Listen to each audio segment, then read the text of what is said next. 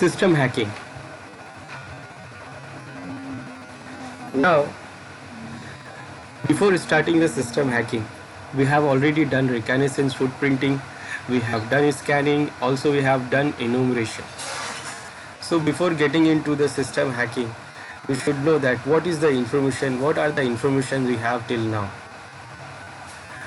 First, from the footprinting and reconnaissance part, we get the information about the IP range. What are the IP ranges available, namespaces, and also employee web users also. Then from the scanning part, we get the information about the target assessment, we identification of services, we have tried to identify the services and identification of systems. We get this by using the port scan and OS scan and different kind of scanning techniques which we have used. Then in enumeration part, we try to get intrusive probing, we try to get the user list and security flaws, and we try to identify the vulnerabilities also. So these are the information. We can say that these informations are right now we have in our hand. Now what we can do with this system hacking? So this hacking methodology, system hacking methodology, goes like this. So in CH, this hacking methodology goes from footprinting reconnaissance, then scanning, then we do the enumeration, and after that we'll do the system hacking. Now under the system hacking, the first part we'll do is the gaining access. Gaining access, and for gaining access we'll do cracking passwords, we'll try to escalating the privileges. Then after that, after the gaining access, we'll try to go for maintaining access. So maintaining access, that means we'll try to execute applications and hide the files, try to use spywares and malwares to maintain the access. Then covering logs, that is what clearing tracks. So finally when we go out and we leave the system, we leave the network, we'll try to cover up all the tracks which we have done, so that nobody will notice that what we have done and we have done something, and somebody has, and the system is already hacked. So this is the detail of those 5 steps, 5 phases we have: reconnaissance, then gaining access, maintaining access, reconnaissance, scanning, gaining access, maintaining access, and clearing tracks. So we have already done footprinting, scanning, and enumeration. So in system hacking, what we are trying to do is to gain the access, maintain the access, and clearing the logs. And for gaining the access, we'll try to crack the passwords and escalate the privileges. So what is the goal here for system hacking? So gaining access means to collect enough information to gain access, and techniques or exploit we use that password eavesdropping and boot forcing. Then escalating privilege. The goal for the escalating privilege is to create a privileged user account if the user level is obtained. So if you get the user level access, then you will try to get the privilege of administrator. The technique used here, that again password cracking and known exploits. So we can use the known vulnerabilities, and by using the known vulnerabilities, we try to get the exploit with the for those vulnerabilities. Then executing application. Here, the goal is to create, maintain backdoor access. Backdoor access, that means once we have accessed the network, once we have entered the network and the system, then we'll try to maintain the access, and for that we'll create backdoors. That means we don't have to do the whole hard part like scanning, reconnaissance, scanning, gaining access, cracking passwords. We don't have to do it every time. Like once I have get the access, then I don't have to do the whole thing every time. So I will try to create an easy backdoor, so whenever I need, I can get back to the system or network very easily. And for that, what I do, I try to execute applications. And applications means it is not normal applications. I'll try to do the malware applications. I will try Trojans. I will try trojans, viruses and all those malwares. Then hiding files. Now whenever we try to execute applications, try to use malwares, trojans, then those files, those trojans, malwares and spywares, we have to hide them so that anyone cannot detect those files and remove those applications, those malwares. So hiding files, the goal to hide malicious files. Then the technique used for this is rootkit techniques. So we can use the rootkit techniques to hide and cover our files. Then finally, when we go out of the system, we'll try to cover the tracks. And the goal for this is to hide the presence of compromise. So nobody can detect that their system has been already compromised. For that, what we'll do, we'll try to clear the logs, whatever the logs generated when we do this and execute the applications or everything.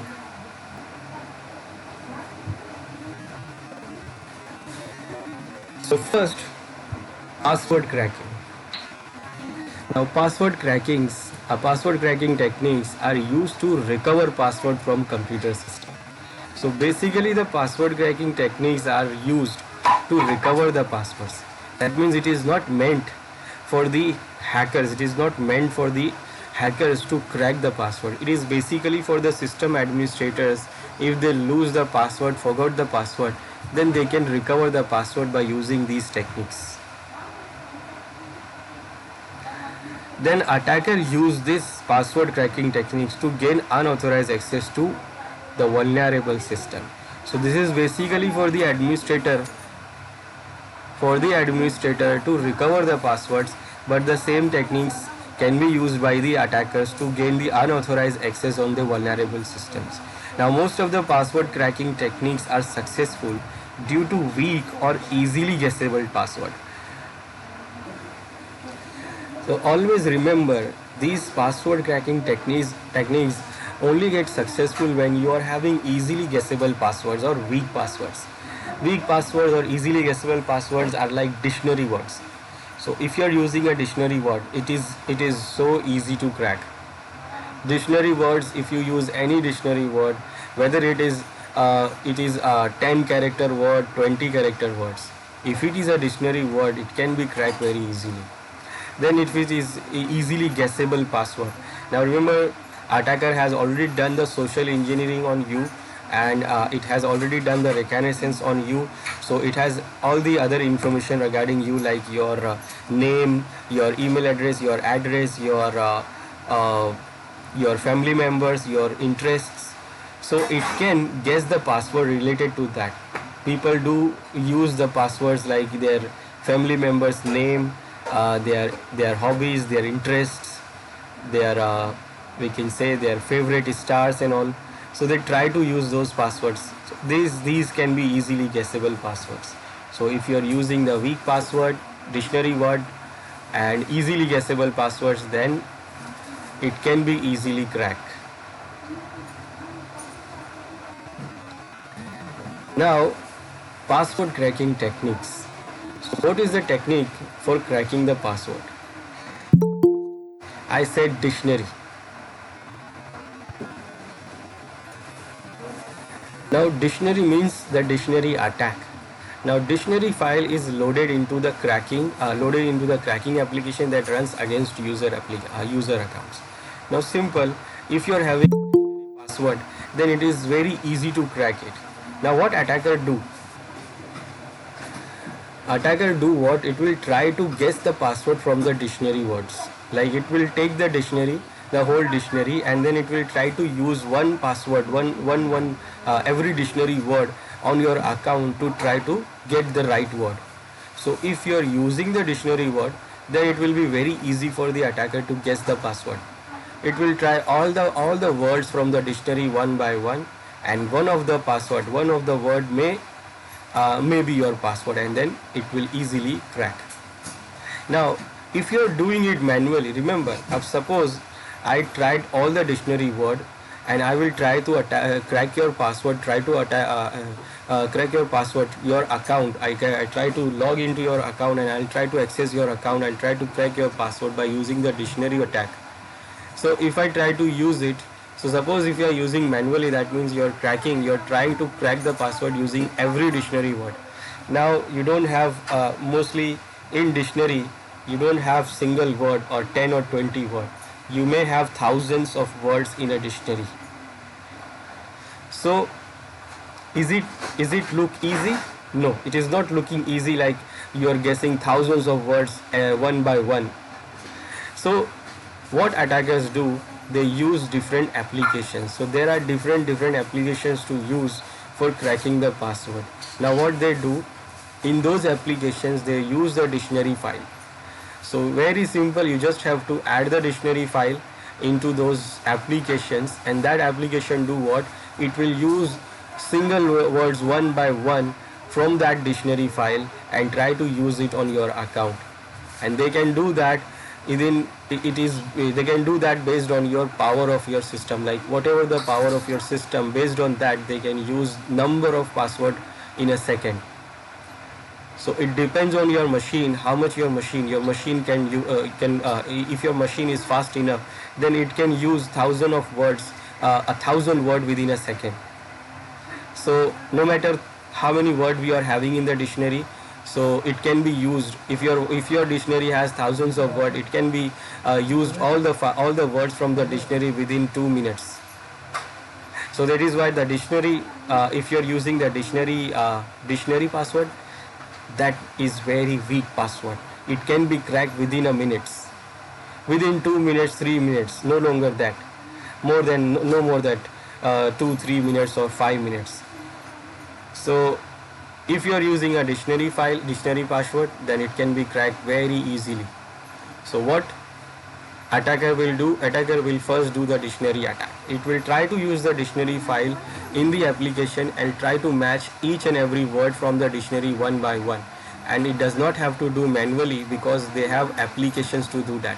So they will use the application and put all the words in that file, all the dictionary file word into that application, and the application will use based on your based on your system power, it can use 1,000 of words in a minute. And then you know how much time it will take. Now if you don't use the dictionary word, for example, you have created a new word for you and you have not used the dictionary word, so it will not find under the dictionary. So first, actually attacker use the dictionary attack, and if it is not possible, if it is not cracked, then the attacker will go for the other attack. Now the other attack is brute forcing attacks. Now this brute forcing attack do what the program tries, it tries every combination of characters until the password is broken. Now it can break any password. That means you use any kind of password, you use letters, you use numbers, you use special characters, any kind of password you use, this technique can break that password. It can break the password. Brute forcing, what it will do, it will actually try to use all the possible combinations. For example, it will start from A. So let's say it will start from A, B, C, D, E, F, G, H. Then after that A to Z, then it will try special characters, then it will try 1, 2, 3, 1 to 0 to 9, then it will try then it will add another number like A, then it will go for A, then A, B, A, C, A, D, A, E, then it will go for A, then A, B, A, C, A, D. So it can try all the possible combination. Now that means what? It can break any kind of password, any. That means no matter how complex password you put, this technique can break the password. Now the only drawback for this technique is the time it takes and the amount of processing power it requires. So if your password is less than 8 character, remember, if your password is less than 8 character, then it can be breakable with using the brute forcing attack. But if your password is more than 8 character and it is not a simple password, remember, if it is not a simple password, if it is more than 8 character, combination of the letters and numbers, special characters, and also capital and small numbers, letters, then it is very, very, very hard. Very, very hard. That means it can break, but the amount of time it will take, it's too much. Sometime you will say like, it will say like infinity. So based on the complexity of password, it will not work actually, brute force. So if your password is more than 8 character and it is complex password, then this brute forcing technique is not easy. Not easy, that means it is not possible to break. It is almost impossible. It becomes almost impossible. So always attacker try to do first dictionary attack, and if it is not done, then it will try to use the brute force attack. And remember, before using the brute force attack, it will try to guess the password length, because if it is not, and that is why it has done all those reconnaissance and scanning things, and it has done those social engineering also, so that it can guess that how many length you can put the password and how much complex password you can put. It is not necessary that you are not using the dictionary word and you are using complex password. If you are not using the dictionary word, still it is not that secure. Maybe suppose you are using your name or somebody's name, it is not under the dictionary, so it will not be broken by the dictionary attack, but still it can be break by the brute force attack, because your names can be used only characters. So if it is only characters, only numbers, then it can be also broken by the brute force attack. And it can also break if you are having more than 8 characters. If suppose you are having only characters more than 8, still it can be broken by the brute force attack. If you are using only numbers, still it can break with the brute force attack. Then we have hybrid attack. Now it works like a dictionary attack, but add some numbers and symbols to the words from the dictionary and tries to crack the password. So for example, I have said that brute forcing is not that easy. So dictionary is easy. So this attack will do what? It will combine some numbers and letters with the dictionary words. Like for example, you are having apple. So it will add apple 1, apple 1, 2, apple 1, 2, 3. It is like that. Or any other number, apple 984, apple 356, or any other letter also. So it will try to use the dictionary word with another symbols or numbers. So it will call like hybrid attack. Then syllable attack. Now syllable attack means it is the combination of both brute force attack and the dictionary attack. So it is a combination of brute force and dictionary attack, and that is called syllable attack. Then rule based attack. This rule based attack is used when the attacker gets some information about the password. So that is why it has done all those reconnaissance and scanning thing. It has done the social engineering part, so that it can say that sometime or maybe the password is this. So it will try to guess all the possibilities of the passwords, like his suppose name, friend name, or parent's name, mobile number, maybe combination of email address. So it will try to guess those passwords by rule. It will put the possibility high to low, and then it will try to use all those password one by one. So it is called rule based attack. So these are the techniques to crack the password.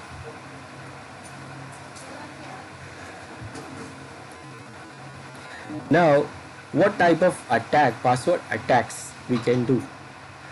So password attacks are passive online attack. First, passive online attack. Now in this passive online attack, attackers perform password hacking without communicating with the authorizing party. That means it will not try to connect directly to the authorized party, and it will try to get the password. It will try to crack the password. The techniques used here is wire sniffing, man in the middle, and replay attack.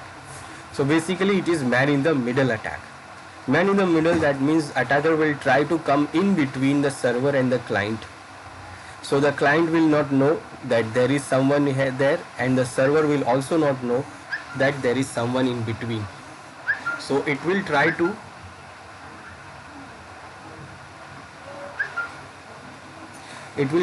come in between the server and client.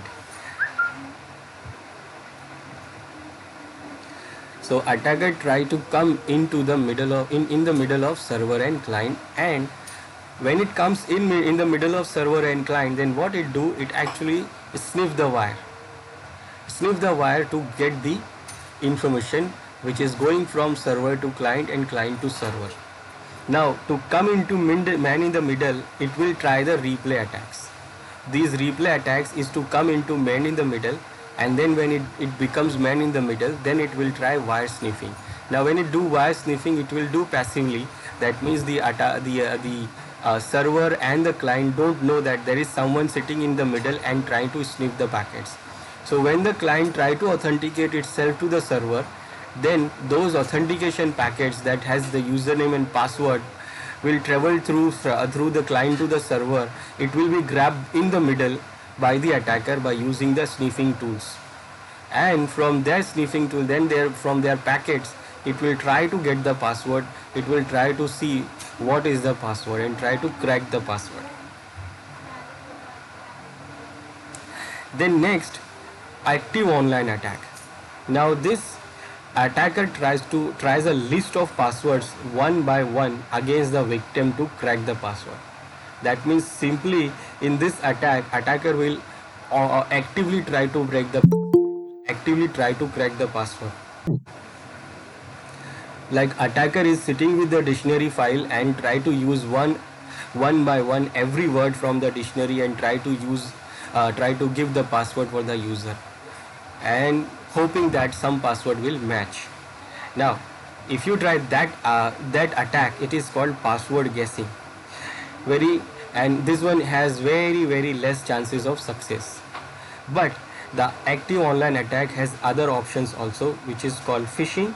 We can do phishing, and we can also use hash injection attack. We can also use the Trojan spywares or keyloggers. These are all the type of active online attack which can be very successful. We can use phishing, we can use Trojan spywares or keyloggers, or we can use the hash injection.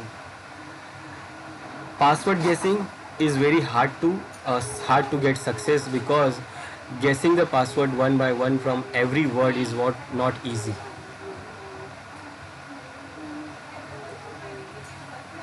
Then offline attack. Offline attack means attacker copies the target's password file and then tries to crack the password in his own system at different location. So what it will do here, in this offline attack, attacker will try to gain the password from the system, from the target system, and then it will take the password from the system, and then it will go to its own system in different location, and then it will try to break the password, try to crack the password.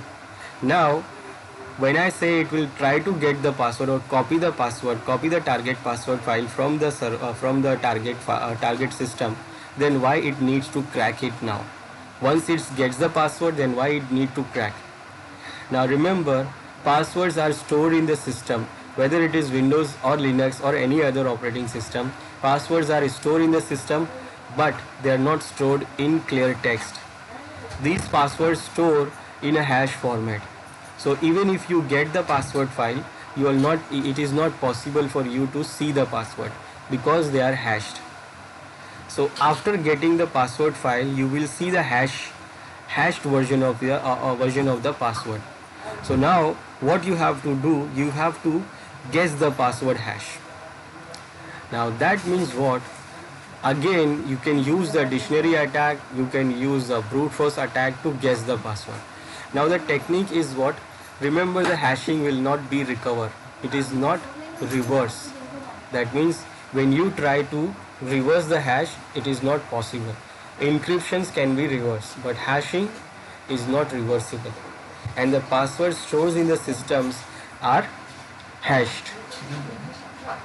And that is why, remember, when you give a password, so when you try to log into the system and when you give the password, so what machines do, these machines also don't reverse the password, they don't recover the password, they can't see the real password. Actually, the machine itself can't see the password.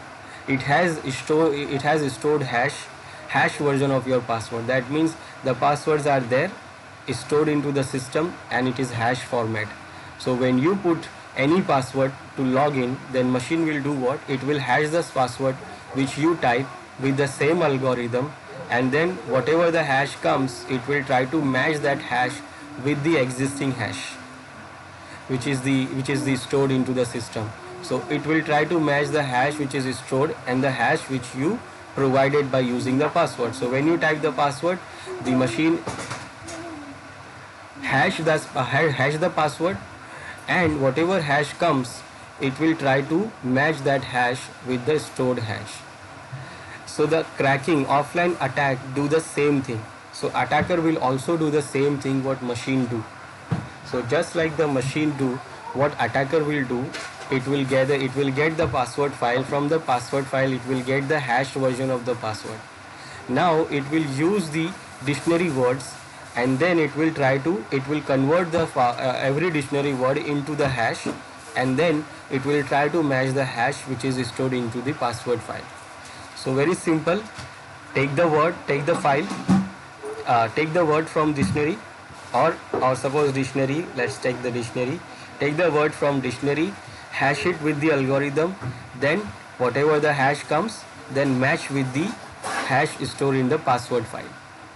So take word, hash, match. Take the word, hash, match. Take the word, hash, match.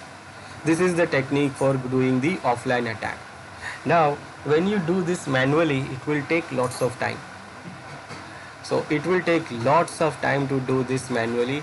That means you have to crack, you have to use thousands of words. That means you have to do the thousands of words, same technique, like use the word, take the word, make a hash, then match, then go for next word, take the word, make the hash, then match. So if you do it manually, it will be very hard for that. Then again, for attackers, there are different applications available to do this, and they can do compute the thousands of words within the second or a minute, based on the power of the system. And for this offline attack, these are the techniques: Rambo table, distributed network, or pre-computed hashes we can use. Then we have non-electronic attacks. Now, non-electronic attacks, attackers needs not to possess technical knowledge to crack passwords, hence known as non-electronic attacks. That means attacker do what? Shoulder surfing, social engineering, or dumpster diving kind of things, which does not require any technical knowledge or does not require any technical thing. It will do what? Shoulder surfing or social engineering, or it will try to use the dumpster diving also. So these are the types of attack we have for password cracking. So first, when we say passive online attack, so what that? It is wire sniffing. So attackers do what? Attacker runs packet sniffer tool on the local area network, that is LAN, to access and record the raw packet traffic. So you can see here what happened here.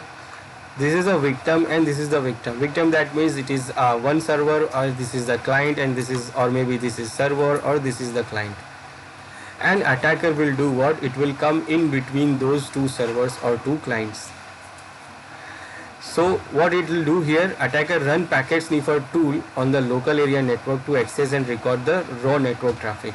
So after, when it comes the man in the middle, it will do what? It will do wire sniffing. It will run the sniffing tool to get all the packets available and coming and going from the traffic.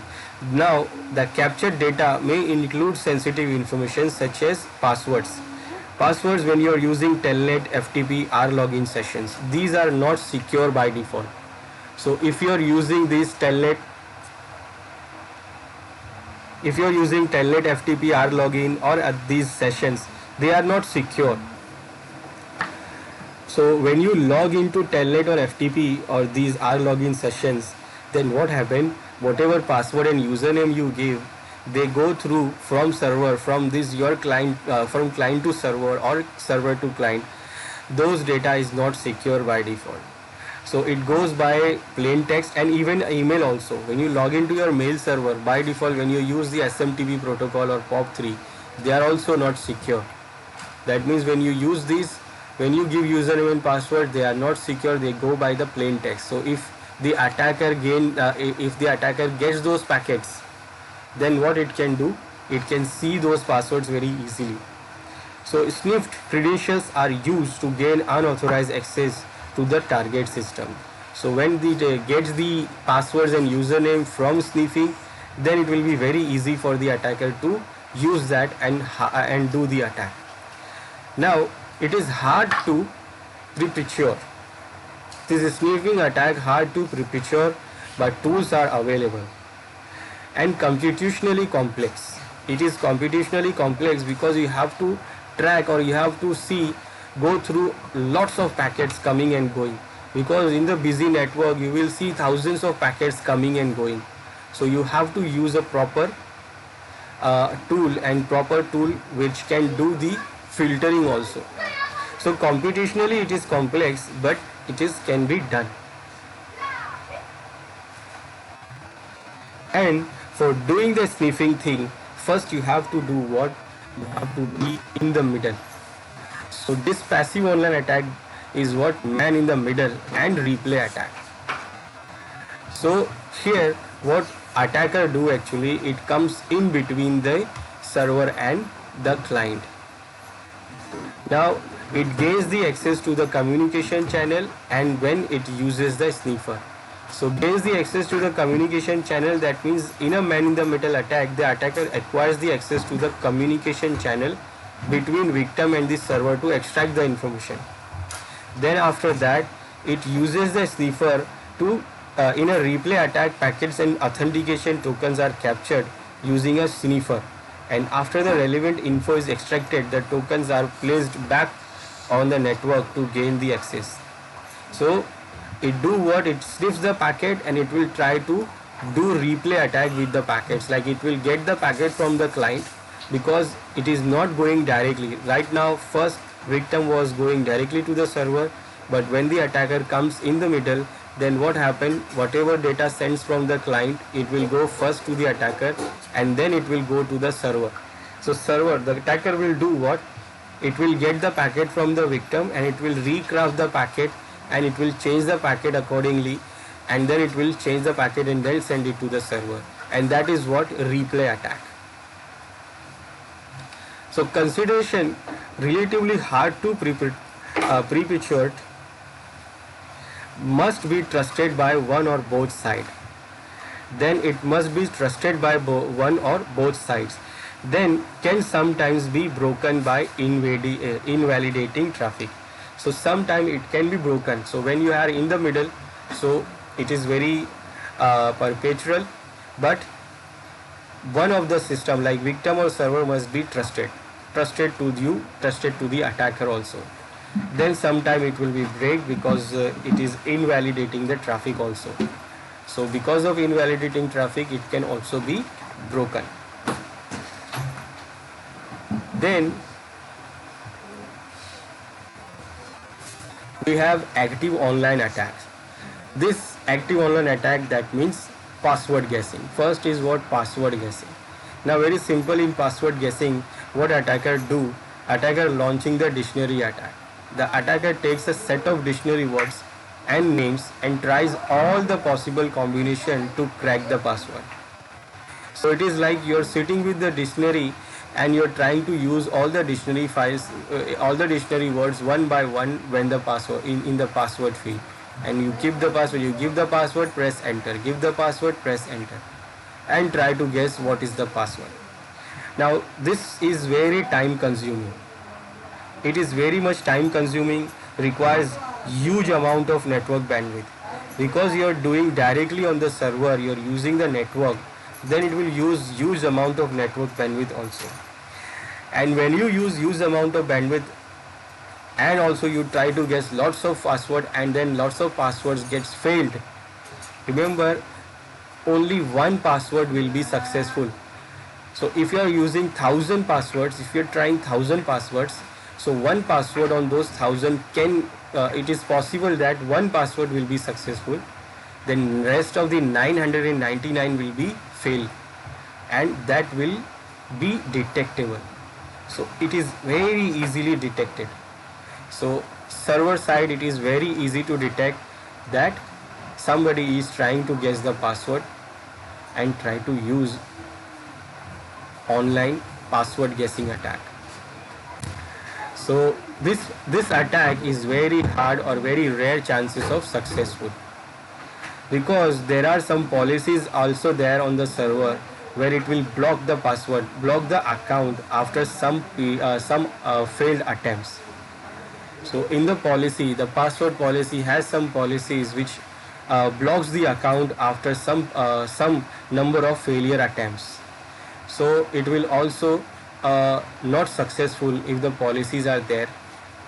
So if the policy is there to block the account, so after some attempts, your password, your account will be blocked. For example, let's say Facebook. If you try 20 wrong passwords on Facebook, your account will be locked. And then if you put right password also, it will not work. And then it will tell you to unlock your account by giving some different options. It will not take the password. So same kind of policies are there with the other servers also. So if those policies will be there, then this password is not easily, this technique will not work, it will fail. So we have other online attack, that is online active attack, that is Trojan spywares or keyloggers. Now spyware is a type of malware that allows attacker to secretly gather information about a person or organization. Now spyware means what? It is a software. Now software, but it do the spy thing, then it is called spyware. So it is kind of software which do the malware thing, do the malicious thing. So it is called malware softwares. So it do what? It allows the attacker to secretly gather the information about a person or organizations. So these kind of software or malware comes into your system and hide in your system and try to gather your information and send back to the attacker, the author of that software or malware. So with the help of a Trojan, an attacker gets access to the stored password in the attacked computer, and is able to read personal document, delete files and display pictures. So it can do these different things also. It can read the personal documents, delete the files and display different pictures also. Then one more option there is one more spyware there is. It is called keylogger. Keylogger is a program that runs in the background and allows remote attacker to recover every keystrokes. So no matter your security is there in the network, but your system is infected by the keylogger spyware, then what? Your password, whatever you type, whatever password you will type with the using the keyboard, it will all be logged, and it will log those keys and then send back to the attacker. So attacker will get the password of your system. Then active online attack. One more active online attack is hash injection attack. Now this hash injection attacks allows an attacker to inject a compromised hash into a local session and use the hash to validate to the network resources. The attacker finds and extracts a logged on domain account hash the attacker uses the extracted hash to log on to the domain controller. It is actually do what? When the user logs in, so it provided its username, it is authentication credential. So attacker do what? When it has the logged in user, it is already logged in. So attacker will do what? It will try to get the hash from that user, and by using that hash, that means it will inject the hash into the session, already running session, and it will impersonate that this is the user, impersonate itself as a user with the using of that hash, and it will do what? It will hijack the session by using this hash injection attack. So server thinks that this is the user, this is the domain, this is the authorized user which is trying to access our system, because it is giving the right hash. So you just don't have to decrypt the hash, you can use that hash to get the access.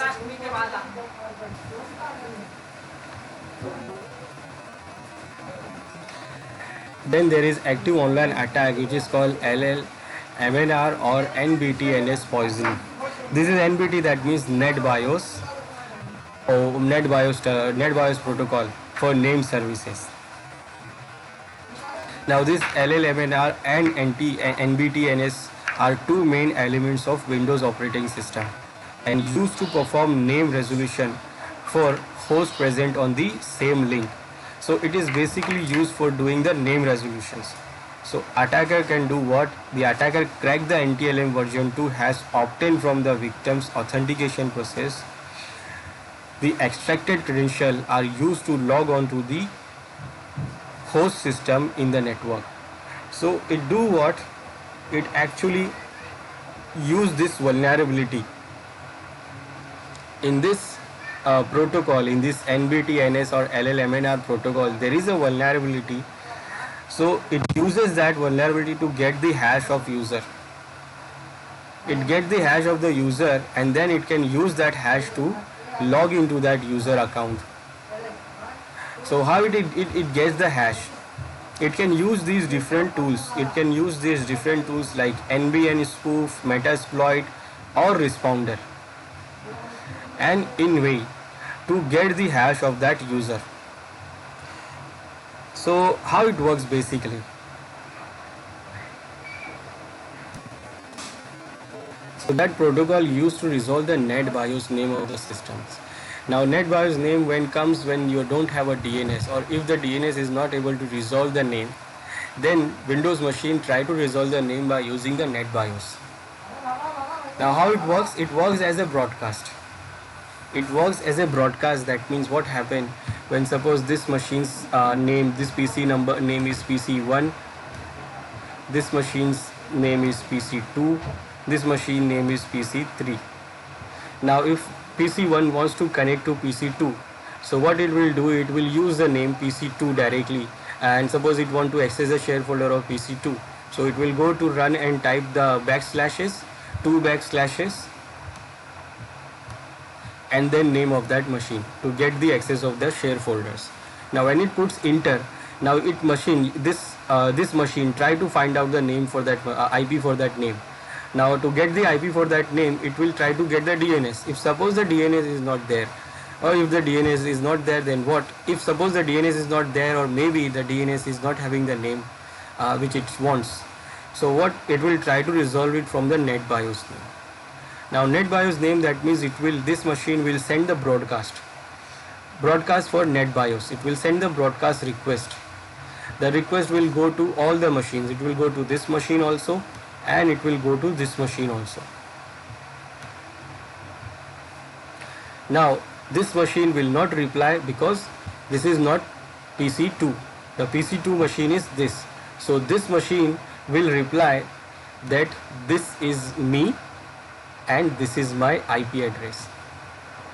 So basically PC1 was saying who is PC2. So in the network, this PC2 knows that okay, it's me, so it will send the reply that it is me, and then it will try to send the request to get the share folder for this machine. Now what we can do, we can use those different exploiting tools to do what? Attacker try to do impersonate that machine. So with the help of those tools, attacker will do what? It will try to impersonate as PC2. That means the attacker is here and he is using his own machine now. Now he will run those exploiting tools, and what happened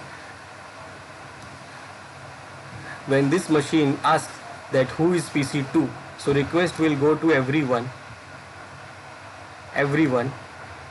including the attacker also.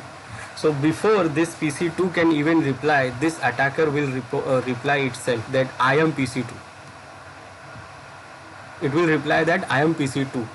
Now when this machine says okay, this machine is PC2, that means in reply this attacker will send its own IP address before this PC2 even reply, the real one. So what happened, this PC1 says that okay, this is PC2. Now it will try to send the request to get the share folder. Now remember, when you try to get the share folder of any other machine, then what it will ask for the authentication, it will ask for username and password. So this attacker will do what? It will give the fake, it will respond with the fake window, it will fake response, and it will say that please put your username and password. Now when the user on this PC1 use the username and password, so that username and password will go to this attacker machine, and the attacker machine do what? It will log the username and password and then put the error, give the error to this PC1 that you are getting some error. But what happened here, it will log the username and password here in that attacker's machine. Now what attacker gets, it will get the hash version of the password, and then it will try to use the other techniques to crack that hash, but it will get the hash by using this vulnerability.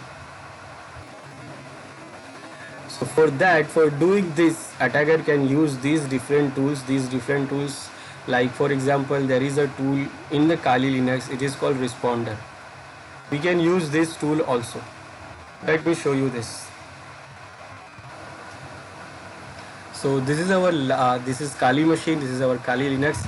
Now what I will do, I will run the Responder tool here. So we have a Responder tool here. I will do what? I will use sudo Responder. We can get the help here to see what are the options we have. So these are the options we have. So we can easily just run the Responder command, Responder tool. With the I option, it will indicate the Ethernet port, the adapter port where we are, the network adapter port where we want to do the responder, where we want to do the responding thing. And if you have multiple, then you can define one. We have only one. Then we can use these other options. These other options like WRF. We have different options here, but these WRF do what? This W will do start the WPAD raw proxy server. Default values are false. So basically it will start the proxy server for NetBIOS resolutions. So anyone who wants to get the name, it will respond itself like I am the one. Then R means what? It is for enabling the answer for NetBIOS WREDR directories, suffix queries. So if you query for any directories, also it will respond. Answering to this will be likely break stuff on the network. F means what? Fingerprint. So this option allows you to fingerprint a host that issued an NBT, NS or LLMNR query, so that it can try to fingerprint the host also. So what I will do here, I will run this responder command here in this Kali Linux, and then what Kali will do, it will start waiting for the request for the LLMNR or NBTNS, and if any request comes, then it will respond and it will say I am the one who you searching for. So this is my interface, and I am giving these options and I am running it. Now you see it is doing what? It is actually now listening for the events, and it is listening on this interface. This is the IP address of this Kali Linux. So it is listening for the request. So anyone who sends a request for the this NBT or LLMNR. So this Kali Linux will respond and it will say that's me and send me your username and password. So what I will do now, I will go to Windows machine and I will try to access the share folder for any other machine.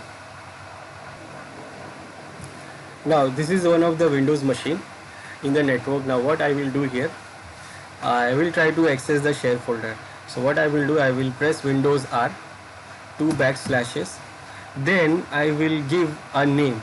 Name I will give NetBIOS name. So there is no DNS server available here, so I will give Win4. Let's say I want to access the share folder for Win4 and I will say OK. Now my request goes for, first the NetBIOS request goes for the everyone. Now see, there is no Win4 available in our network, but still I am getting the response. Now where I am getting the response? I am getting the response from the Kali Linux. You can see here I am getting the response from here. I am getting the response and it is saying that it is actually point, the answer is poison, and you can see it is for Win4. So it is waiting for the response and it is poison, and it is sending that that window there and asking for username and password. Now in this Windows machine, if I use any username and password, that will be logged on that Kali Linux. I will say user 10 and password ABC. Now I will get error here. I'll get the error here, but actually my credentials, my session credentials was logged there in the Kali Linux, in that responder tool. So here in this Kali Linux, in the responder tool, you can see what it is saying here. This is the client who was trying to access, and he was trying to log in with this user account, and this is the user account hash. So what it did here actually, it tried to respond with the LLMNR request or a NetBIOS request for the name service, and it will give its own IP address, and when the user try to log in, it will cache the username password for that user. Now we can use this hash. We know that the username is this and we know that the hash is this. So we can get the hash. Now we can use the other techniques to crack that hash. Control C.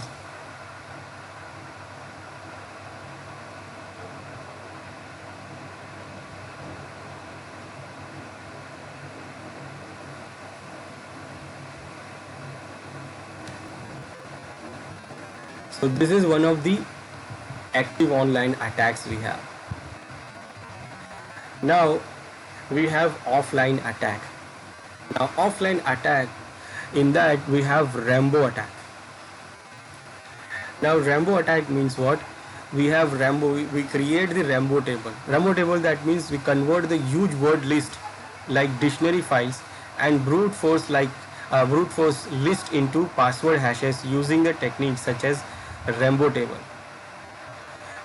So what we do here, we use the Rambo table, we use the Rambo attack, and we can also use the computed hash. So basically we create the Rambo table and it is actually computed hash. That means what? Suppose, remember what I said for the technique of cracking the hash. Use the word, hash it, and then match it.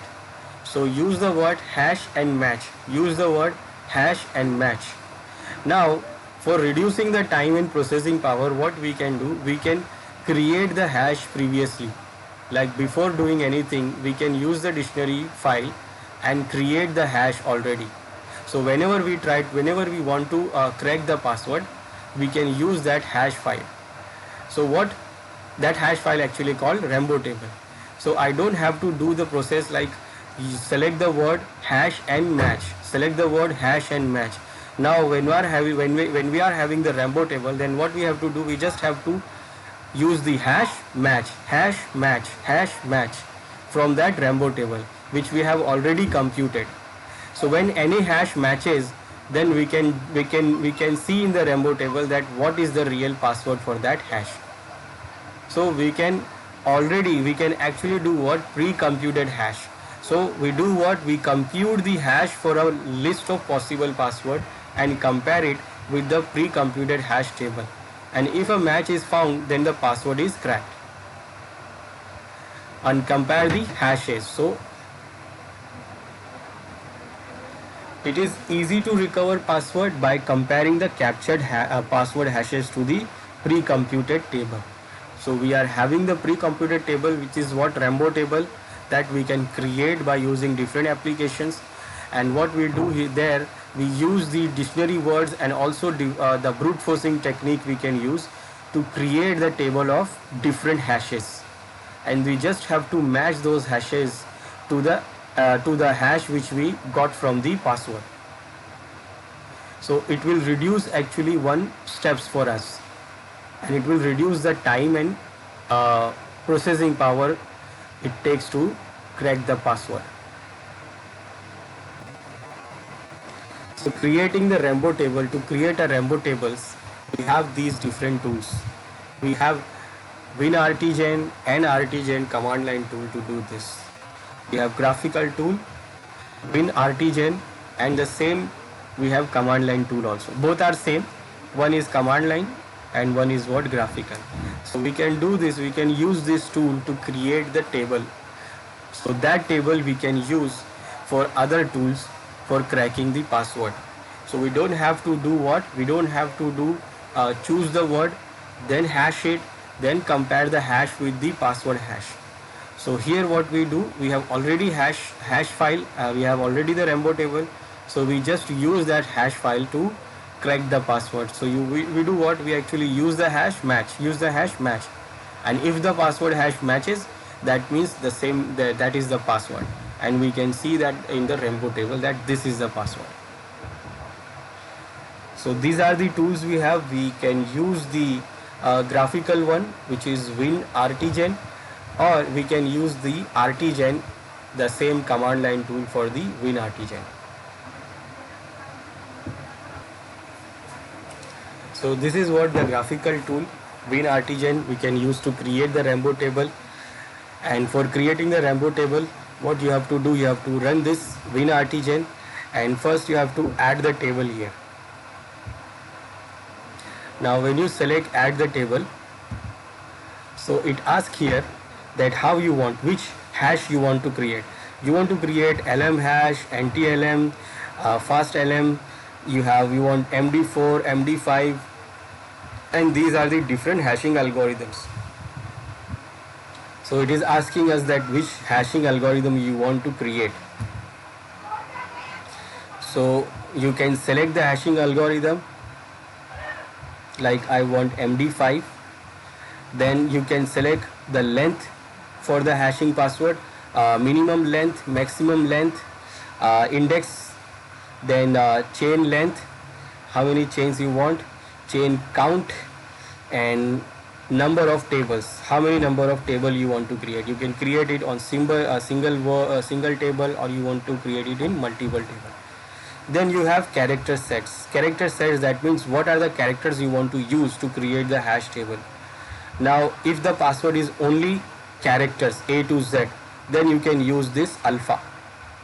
That is what? A to Z characters you can see here,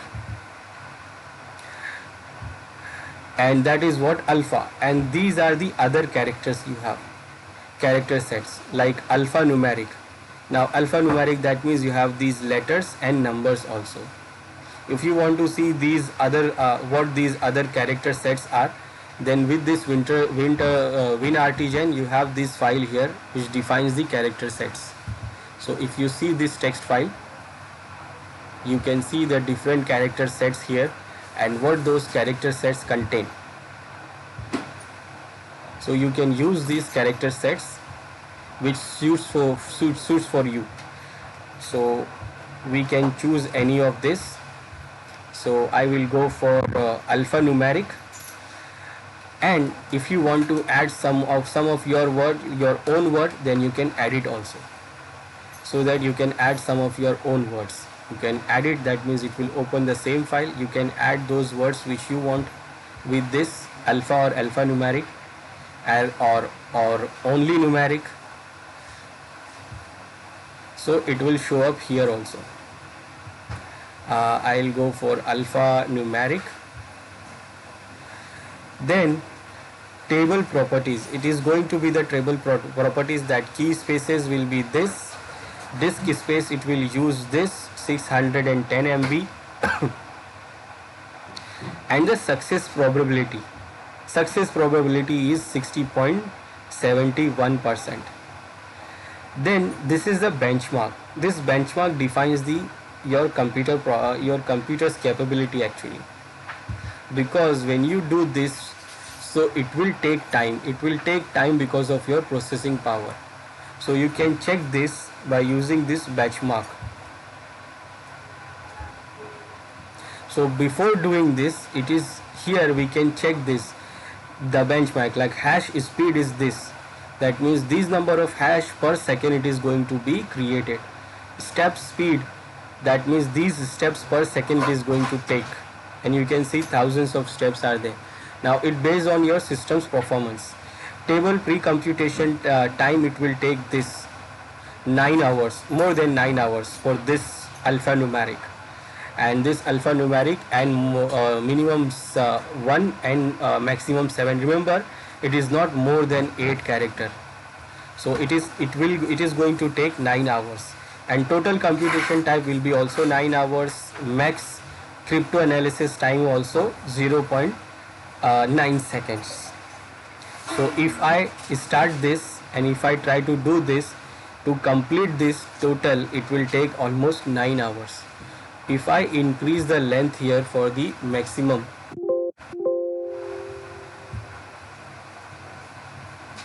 if I go for 8, and then if I go for the benchmark, it is showing now 11 hours to create the hash table. It is just to create the hash table, it is not doing the brute force here. But when you increase it,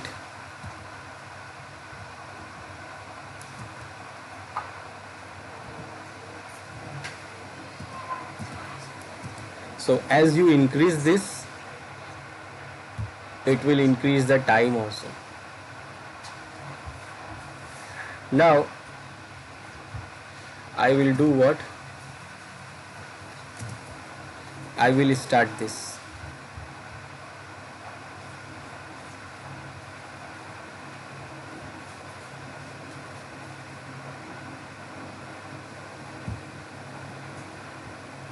And now when I press OK, now you see it is started to create the hash table. The name of the hash table will be this MD5 alphanumeric, this, and this is the this will have the extension of .rt, and it will create here in the local directory. You can see here there is a file it is creating. So this is the file it is creating. This is the file for the Rainbow table. Now it is going to take almost 9 or 10 hours for this, and the file size will be more than 600 MB.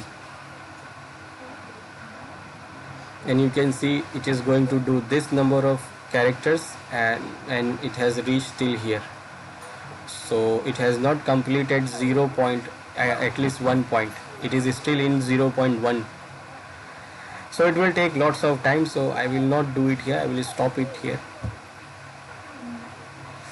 And this is the file it has created.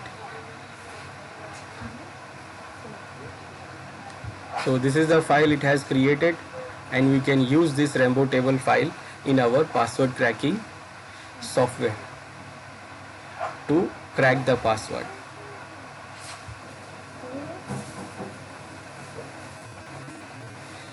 Then under the offline attack, we have distributed network attack. Now distributed network attack, this is the technique. It is used for the recovering password protected files using the unused processing power of machines across the network to decrypt password.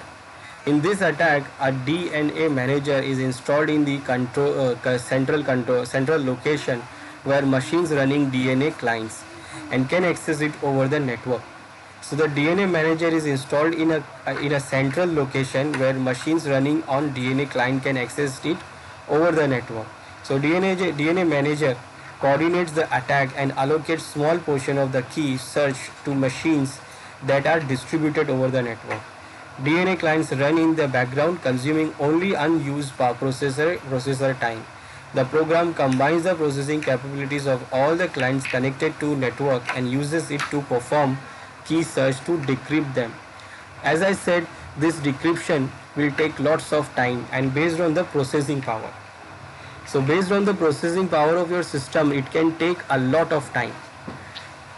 So what this distributed network attack do, what it do create, it will use the unused processing power of other system in the network.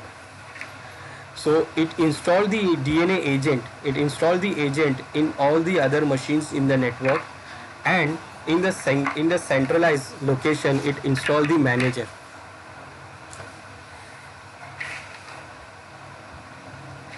Now from that manager it will do what? It will send a request to process the password hash to all the machines in the network. So those machines do what? It will provide their own processing power to this cracking, this password cracking. So instead of using one machine, we can use multiple machines for doing the processing. So it will reduce the time to process the password cracking. And it will do what? They will use unused processing power of the client, and it works in background, so nobody knows, the client does not know and notify that someone is using their processing power. So for that we have this software called Elcom Soft Distributed Password Recovery, and remember it is what? Password recovery. So this password recovery breaks complex password, recovers strong encryption keys, and unlocks documents in a production environment, because it is using not only the single machine's processing power, it is using multiple machines processing power to do this. So if the single machine will take the time of 2 days, so multiple machines can do it within an hour. So features of this distributed password recovery over LAN internet or both, and plug-in architecture allows for additional file formats, schedule support for flexible load balancing, install and remove password recovery clients remotely, encrypted network communications also.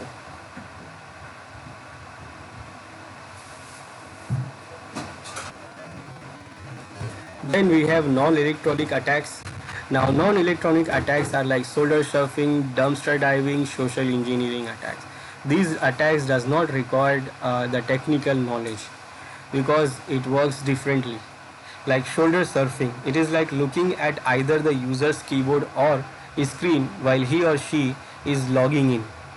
So you just you just stand behind like this. In the image you see, you can stand behind and you can see that what that other person is typing, and not only you just sit there or stand behind, you can go far away, you can use the binoculars also to see what that other user is typing.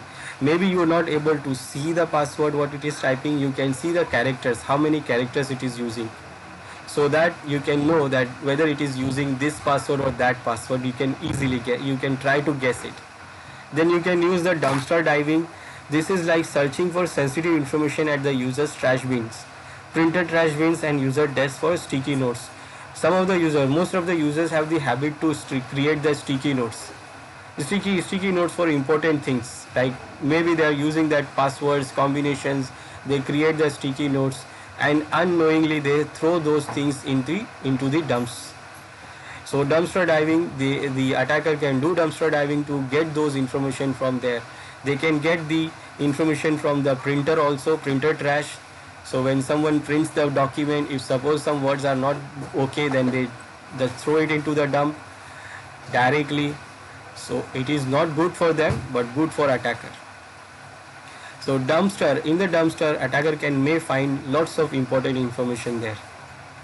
Then also social engineering. This is very powerful attack, and this is very much powerful non-electronic attacks. This is convincing people to reveal the confidential information. It is doing what? It is convincing the people for giving the important information. It is like getting into the friendship. You do get into the friendly get friend with the user, and then you will try to convince the user that you have to know this, you want to know this or that, and then you can get the important information from that users. So these are the different type of password cracking attacks we have.